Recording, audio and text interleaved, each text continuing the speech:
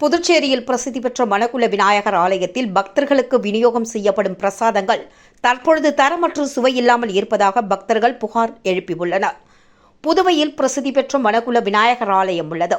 புதுச்சேரி மக்கள் மட்டுமின்றி இந்தியா முழுவதும் உள்ள பல்வேறு மாநிலங்களைச் சேர்ந்த சுற்றுலா பயணிகள் மற்றும் பல்வேறு வெளிநாடுகளைச் சேர்ந்த வெளிநாட்டு சுற்றுலா பயணிகள் தினம்தோறும் மணக்குள விநாயகரை தரிசனம் செய்ய வருவது வழக்கம்.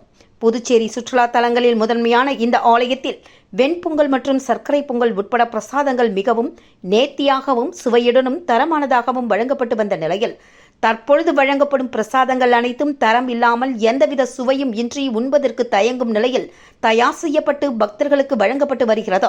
இந்த பிரசாதங்களுக்கு பக்தர்களிடமிருந்து உபயமாக 1200 ரூபாய் வசூல் செய்து வந்த நிலையில் தற்பொழுது 1500 ரூபாயாக புதிதாக வந்த நிர்வாக அதிகாரி பழனியப்பன் உயர்த்தியுள்ளார். ஆனால் பிரசாதத்தின் உபயத்தொகையை உயர்ந்தது தவிர பிரசாதத்தின் சுவையும் தரமும் தற்பொழுது குறைந்துள்ளதாக பக்தர்கள் புகார் தெரிவித்துள்ளனர்.